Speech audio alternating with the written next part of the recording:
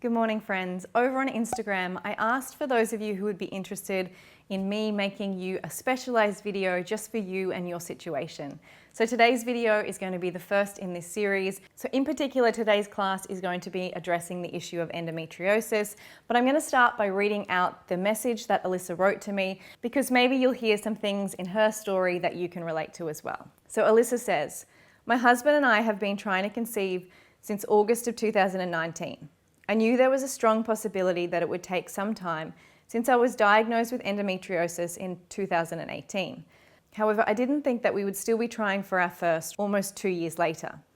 It wasn't until we hit the 1 year mark of trying that it started to take a toll on my emotional well-being and mental health. Sex between my husband and I became less fun and just felt like a chore. My anxiety started spiraling out of control. I became depressed and was having severe daily panic attacks. I was officially diagnosed with infertility and referred to a reproductive endocrinologist in October of 2020. Instead of making an appointment with the RE, I decided to schedule a consult with a surgeon who specializes in the removal of endo. After going through several fertility tests and my husband completing a semen analysis that came back normal, I felt fairly confident that my endo was what was preventing us from conceiving. January 22, 2021, I had a second surgery to remove endo. It was found on both ovaries and on my uterus. I also had cysts on both ovaries and was diagnosed with adenomyosis, which directly affects the uterus. I have been working with a therapist to get my anxiety under control, and while I'm still struggling, it is slowly getting better. I've spent the last 8 weeks recovering from surgery, and my husband and I are about to begin trying again. It is stressful and scary, and I have this overwhelming fear that I will never be able to get pregnant. However, I am trying to stay hopeful and calm, and yoga definitely helps me with that." All right, so Alyssa, this class will be for you. So specifically, we're going to focus on really bringing down the stress levels that I think you're feeling, that anxiety, and allowing ourselves to explore a little bit of that idea of the fear of never being able to be pregnant. Because sometimes there's a lot of emotion wrapped up in that fear, and we often tend to hold that emotion in our body. So we're going to do a little bit of work to release that emotion, and we'll also focus on yoga poses that have been shown to help balance the hormonal system in the body as well. Oh, and just before we get started, this particular class is suitable for all stages of the cycle except for when you are on your period, which when you have endometriosis is not usually a time where you want to be physically active anyway. You might be feeling quite a fair bit of pain. So if you are on your period, I recommend going and practicing one of my period classes. I even have a particular class that is designed for painful periods. So go and check that one out. I'll leave the links below. But if you are at any other stage of your cycle, you can practice this class. There's no belly compression, so it's perfectly safe for the 2-week wait. And if you're brand new to fertility yoga, I'll leave the links below for my free fertility yoga guide. Let's get going. So let's just start in a comfortable seat. I like to sit up on a bolster just because it makes my hips feel better, and it means that I can sit up straighter in my spine more easily. But if you don't have a bolster, you can sit up on cushions, roll blanket, or you can just sit flat on the floor if you like as well. And we're actually just going to start by bringing the hands onto the low belly, just doing some breath work here to start. So roll the shoulders back and down, find that length through the spine, so nice and tall. And I just want you to sit and breathe as if you're breathing from the base of the spine, from the low belly, all the way up the spine to the top of the chest, and then down again. So imagine that breath moving from low belly up into the high part of the lungs, and then moving down again. Or you could imagine the spinal cord and breathing up and down the spinal cord, but really breathing deeply into that low belly.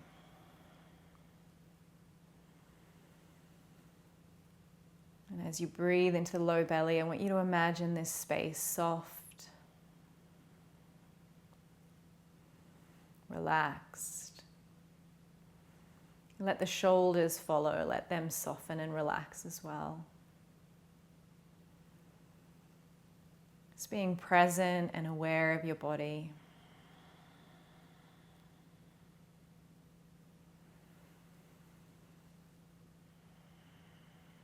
Perhaps listening to any wisdom that it has for you today. Maybe expressed through any little niggles or any anxieties or emotions that you might be feeling in the body. Try not to move into judgment about them. Just simply sit and observe. So often we're too busy rushing from thing to thing that we don't ever just sit in our own body's wisdom.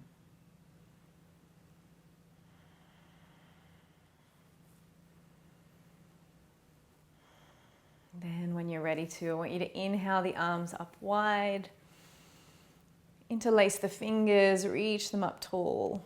Continue finding length in that spine. And then take the arms over to one side. Then we're going to make a big circle with the upper body. So round through that upper back, all the way around. Inhale. And exhale. Inhale.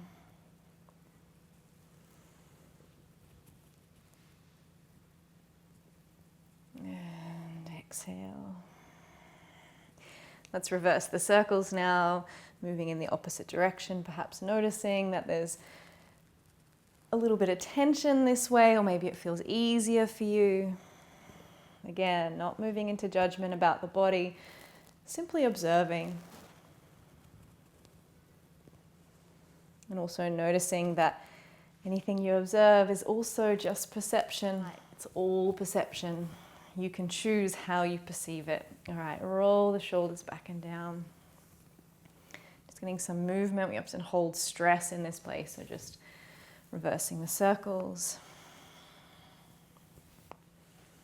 And then we're going to come into our Malasana. So again, I'm going to stay on the bolster, bringing the soles of the feet on and keeping my bottom up here on the bolster. But if you want to, you could come right off the bolster into our regular Malasana. I just find it's more comfortable for my hips in this position. So bring the elbows inside the knees, press the hands to heart, and see if you can find that length through the spine once more. Keep that breath moving from belly all the way up, and then exhaling, moving it back down. So I'm going to stay here for 5 full deep breaths.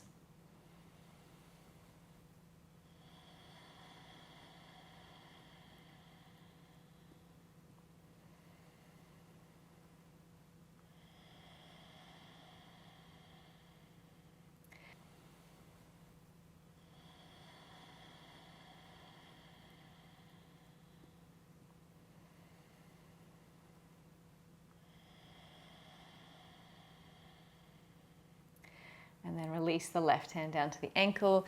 Inhale the arm up to the sky. If it feels good, you could wrap it around and find the opposite hip, looking over that top shoulder. If you've got the range, you could reach around and turn it into a bind. Just breathing here, that gentle pressure between the knee pressing in and the elbow pressing out. So there's still a little bit of activity here in the inner thigh. Deep, full breaths.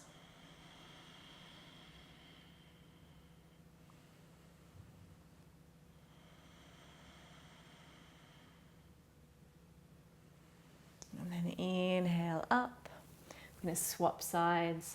So take the other arm up and over. Again, you could find the opposite hip if that feels good. Really looking up and over the shoulder.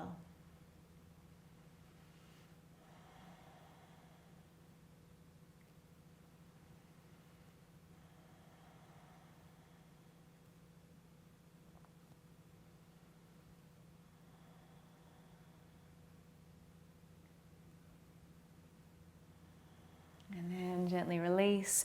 Holding onto the bolster or resting your hands on the floor behind you, we're just going to take some movement through the hips. I want you to take the knees to one side and then roll them over to the opposite side. So you should be getting a little bit of a glute massage as you roll over them. Again, just noticing, are there any particular spots that feel a bit sticky and maybe you need to rock back and forth.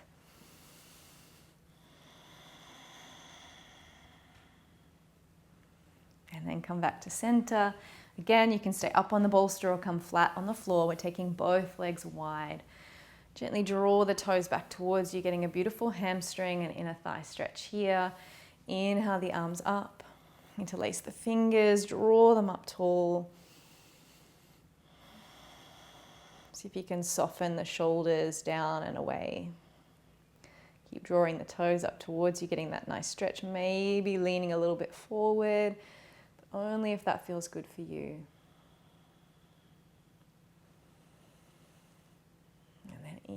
Inhale, coming back up. Interlace the hands behind the back this time. Draw the shoulder blades together, open up through the chest, maybe looking towards the ceiling if that feels nice. Keep drawing the toes back towards you, keep pressing the thighs down into the mat.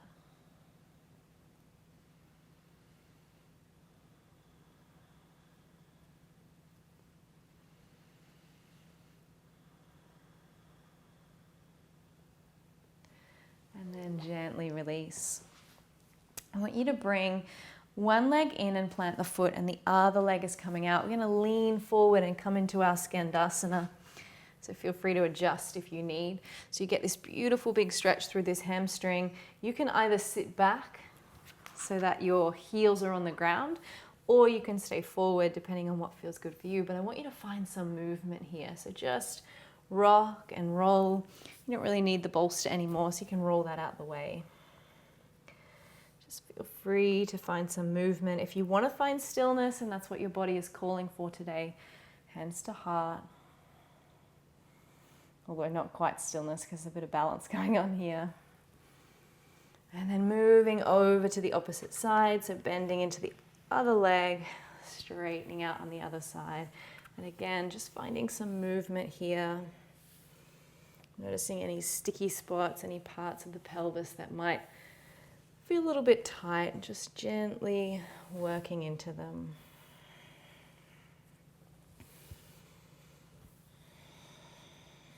And then coming through center, you just straighten both legs out, so all 10 toes are pointing straight ahead now. Inhale as you halfway lift, and then exhale as you fold. And we're going to work with this breath a few times. Inhale and exhale. I want you to notice what the feet are doing, and whether if you press into the outer blades or the inner blades, or whether you press into the toes or the heels, what gives you a greater stretch. Inhale halfway, and often we stay away from where we can feel that stretch because we're like, ooh, that doesn't feel real nice. I want you to see if you can lean into that little bit of an uncomfortable feeling here today. Inhale, coming up. Exhale as you fold. A little bit different this time. As you inhale, come all the way up. And as you exhale, I want you to breathe it out through the mouth, letting all of your stress go. As if you're blowing it away. Inhale again. Exhale out through the mouth, let it go. I'm going to find a hanging position now. So interlace the fingers onto the elbows and just let the upper body hang. You might need to take a little micro bend through the knees. That's okay. If this isn't comfortable, you could keep the hands under the chest if it's too much for the legs. But if you can hang, see if you can release all tension through the shoulders and face, neck. You can obviously still feel the stretch in the legs, so there's tension there. But let the upper body be completely soft, belly relaxed.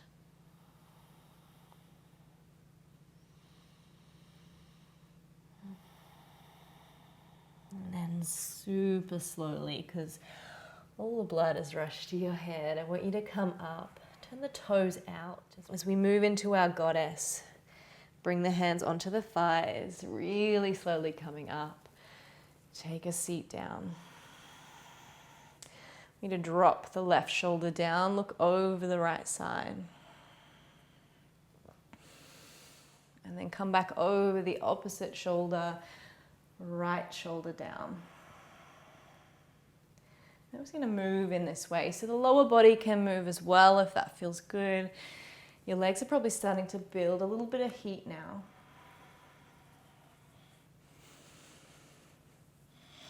And I want you to come all the way up, straighten those legs. Maybe take the arms tall, reaching up. And then we're going to find our warrior two. So I think our warriors are an important part of our practice because they remind us of our strength. It's like a physical manifestation of the strength that is in here. But when you're on a fertility journey, sometimes that strength wavers and we feel like it's not there anymore. But it is. And sometimes physically reminding ourselves that we are strong and we can do strong things My legs are starting to hurt. Can be a really good thing for that inner fire. So whenever you're feeling like you don't have the strength for this anymore, that you can't do it, just feeling really blah and stressed, I want you to get into your body and be strong in your body. Feel strong in your body. Feel your physical strength and remind yourself of how strong you are in here.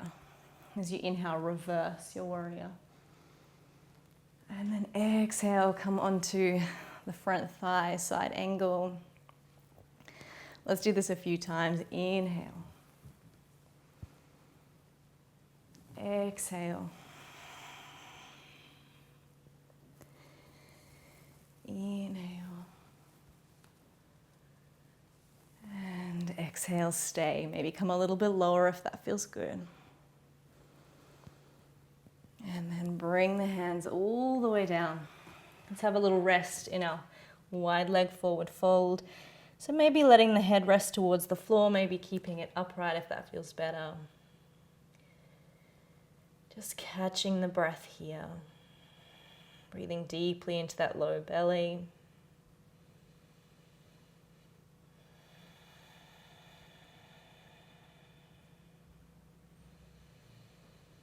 So that breath into the low belly is such an important part in the stress relieving benefits of yoga. Obviously the movement is great because it helps to shift all those emotions out of the body, but the breath into the low belly is one of the few things that science has proven helps to bring down our nervous system. So when you're feeling all up here, really stressed, really anxious, that deep belly breath is going to help so much.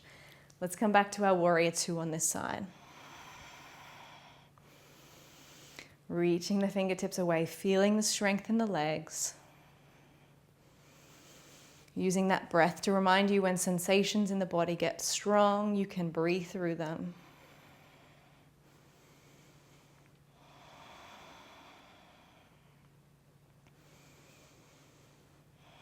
Turn the front palm, reverse, inhale. Exhale. Inhale. And exhale, and then just get into your own little flow here. Forget about me, forget about the rest of the world. Just be in your body, in this movement. Last one. And then stay. Come a little deeper if that feels good.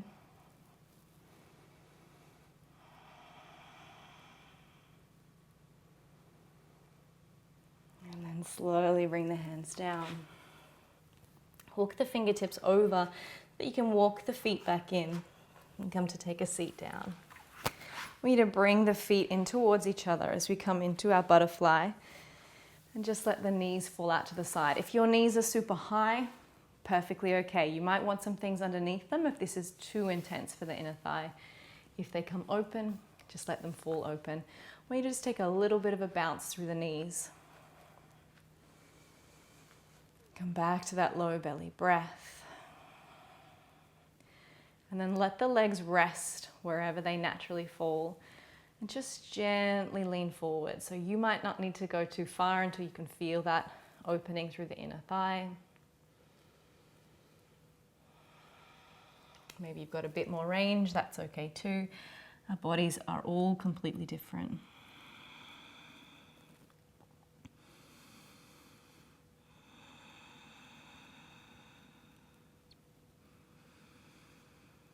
And then slowly come to rise.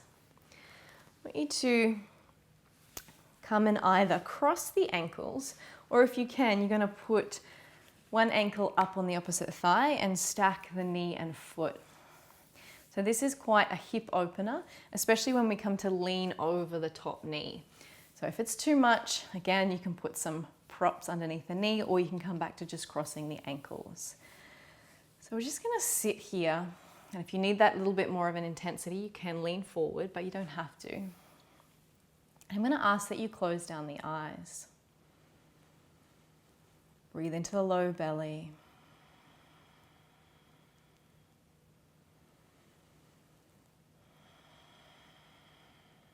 And I want you to allow your mind just for a few moments to dwell on this idea of not being able to fall pregnant ever. This fear that that's what is going to be the truth for you. As you allow the mind to dwell, I want you to notice what happens in the body. Is a heat created? Is there a certain feeling? Do you feel a certain part of your body more strongly than any other?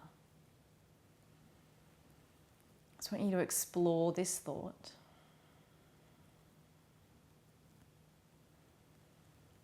Explore the feeling.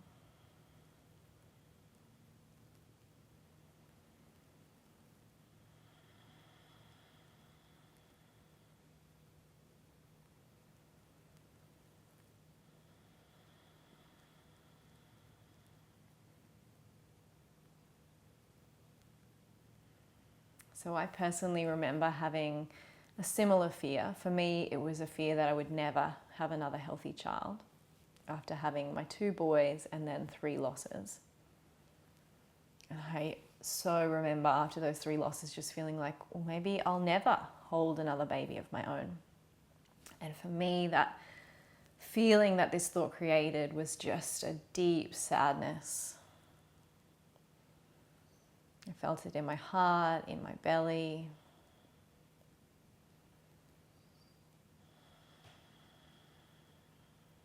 So once you feel like you've connected with the emotions, I want you to see if you can step outside your own body. So imagine as if you're floating above yourself, or maybe sitting beside yourself.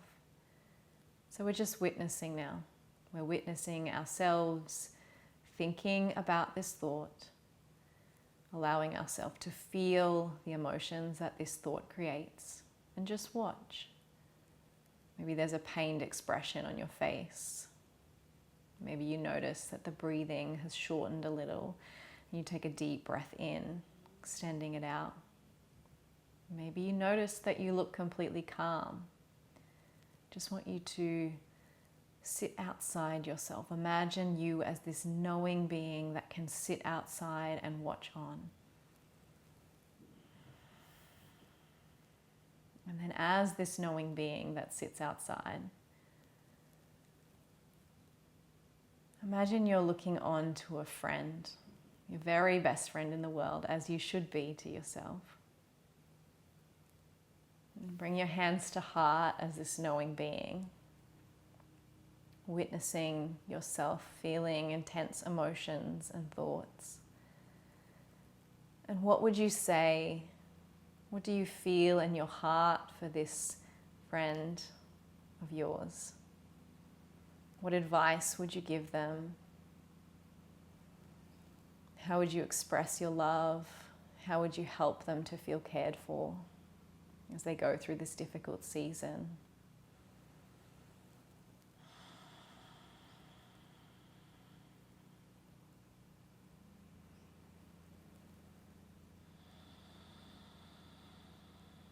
Allow yourself to feel all the emotions.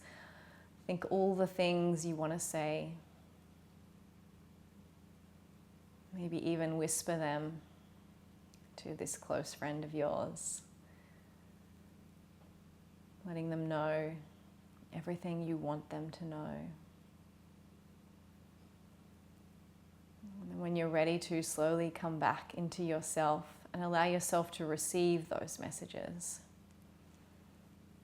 Those thoughts and feelings of love, of care. Let yourself receive them.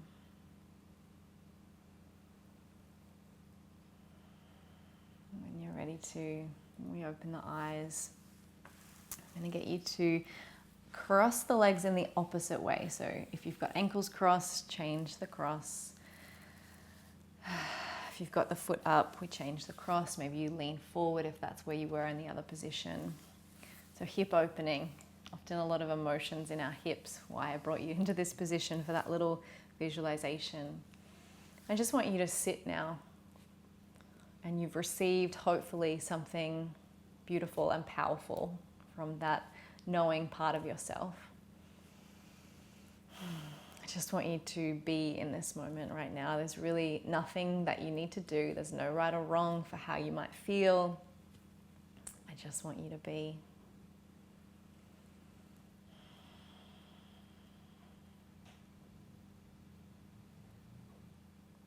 And then when you're ready to gently release the legs, bring the hands to heart, bow down the head. And I really want you to just take a moment to honor how strong you truly are, how brave. I'm sending you all my love and hope. Namaste.